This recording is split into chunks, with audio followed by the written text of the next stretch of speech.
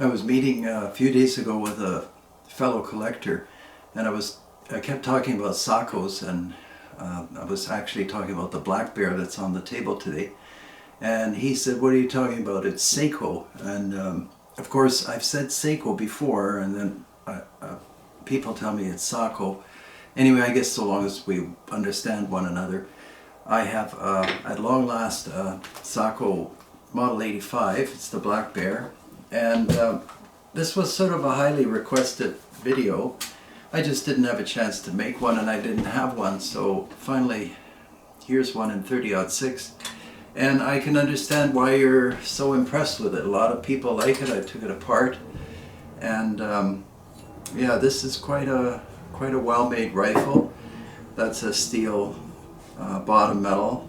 Here's the magazine. That's all steel.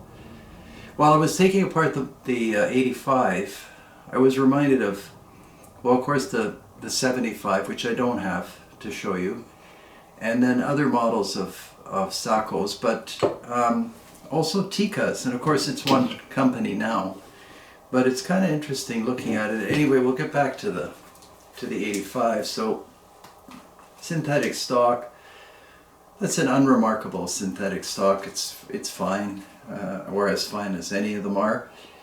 The barrel, I mean, that's probably the star of this model. That's a lot of machine work on it. These flutes in the steel, the barrel band, sling swivel, the hooded front sight, all those things give this rifle a look, frankly, unlike any other rifle on the market right now. And a lot of people wrote me, and I know what you mean. It's the kind of rifle that you pick up and it gives you the feeling that the whole thing is complete. You don't need to buy anything else. You can pick up this rifle and put a scope on it if you like, and go hunting. Now, having said that, the prior owner of this particular rifle put these adapters on here, which I really like. And these are for Tally rings.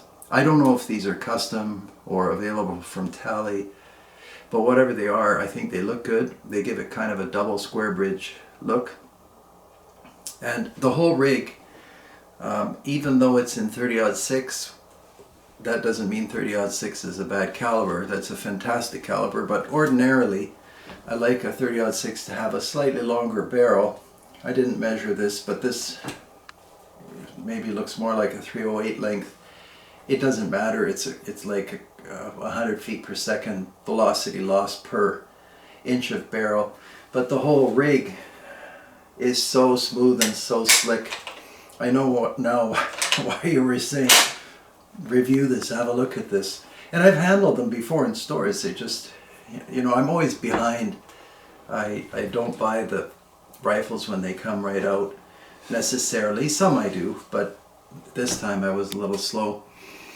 Obviously made in Finland, and I get a lot of notes from Finland, and I mean, exceptional gun making country, phenomenal people thinking in unique ways. I guess they do a lot of hunting up there. Anyway, 2 screws. What are these? These are Torx screws. I don't know if that's across all markets, but anyway, you got an all steel magazine, all steel bottom metal, 2 screws, and lifts out. That lets us look at the guts of the action, and this is pretty well everything that you would want to see on a detachable magazine rifle.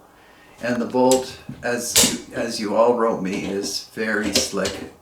Now have a look at that action, and you know, when I'm filming these videos, I sometimes wish I had a table like 6 feet deep, but it would be hard for me to remember everything that I have to tell you. But here's the 85, and then, I mean, if I didn't tell you that that's not an 85, of course the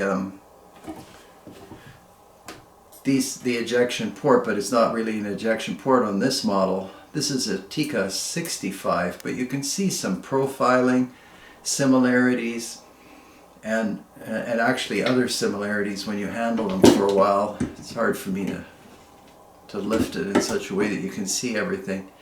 All I'm saying is, when you look at especially these Tikas and Sakos, there are echoes of, you can see that the engineering people were influenced by prior designs. Is the 85 superior to the 65? Well, it depends what you're looking for. I'll show you the bolts, and that isn't to say that we must be comparing this is actually the 558, and here is the 65. You can see I'm getting scrambled. So that's a typical 2-lug bolt, and then here's the to take this bolt out, you simply depress the 85. It's sort of a well-known system. There's the 85 compared to the Tika 65, and I don't know if that won't stay put.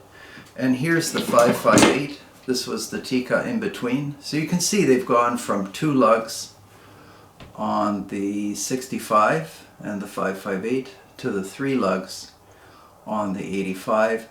So why add complexity? I mean, that's kind of goes against the rules of gun making. Simply to get a shorter bolt throw. If you want the bolt to have a shallower arc, then you have to go to 3 lugs, unless you want an asymmetrical bolt. And then just for fun, where's my Tika T3? Right here. Pop that up, and you can see the T3, and that's still a 2-lug design.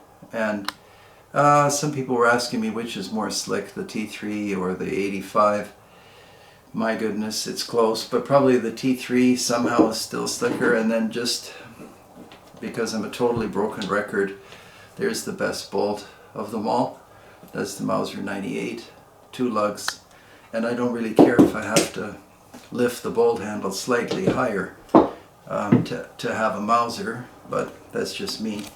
And now we're back to the 85. It's a lot of bolts on the table. And did I notice anything with ejection? Some people were asking me. You know, I never know when someone writes, is it because there's a problem? I didn't detect any problem with the 85 actually at all, of any kind. I think that when Sako releases a rifle, it's more or less flawless from a design and engineering and manufacturing point of view. There wouldn't be any point in releasing something that wasn't near perfect. And frankly, the Tika 65 I've never had a problem with, and I'll just show you this wonderful 558. This is this isn't the regular Sporter. I forget what this is called. Well, it just says model 558. It's got the extended magazine. This is in 308.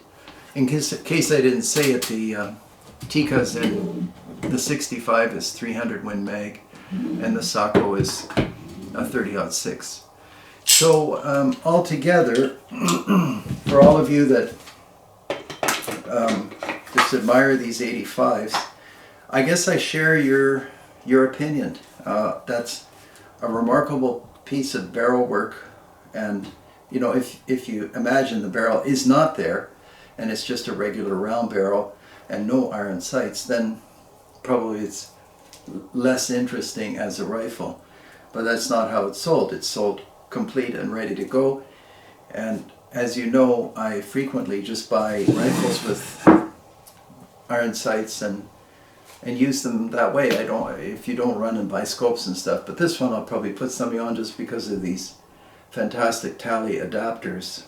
But that probably is all I have to say. The trigger is excellent, and as you know, I'm not very particular about triggers, but and the safety. I mean, everything works the way it should. We'll dry fire that. Yeah, it's excellent. There are newer models. Somebody showed me a fin light. All kinds of unique stock materials, stock patterns. You can never really go wrong buying a Sako or a Tika, and actually it doesn't matter, a Tika 55 and 308. I have 2 or 3 of those, and those are consistently in terms of grouping, which isn't necessarily the measure of a hunting rifle, but in terms of grouping, they're some of the most exceptionally accurate rifles I have, even compared to target rifles. I don't know what they did with barrels at that time, or the harmonics of the action and all these things that the target shooters study. I don't really group hunting rifles. I just make sure that they're on, and then I happen to note how close the bullets are to one another. But a moose is not made out of paper. So anyway, that's the Sako 85 30-06. You can't go wrong. I would have to give it one of my A or A+ ratings, and we'll take a look on the next video at a rifle that often gets compared to this one for some reason, and that's the Zauer. I don't have a 404, but I have a 202, which I've owned before in the takedown. Another exceptional rifle, that one from Germany, this one from Finland, and we'll see how they compare. And actually I haven't taken the 202 apart, so I'm interested to see what I observe. But truly excellent rifle, and would I hunt with one and only this? For sure.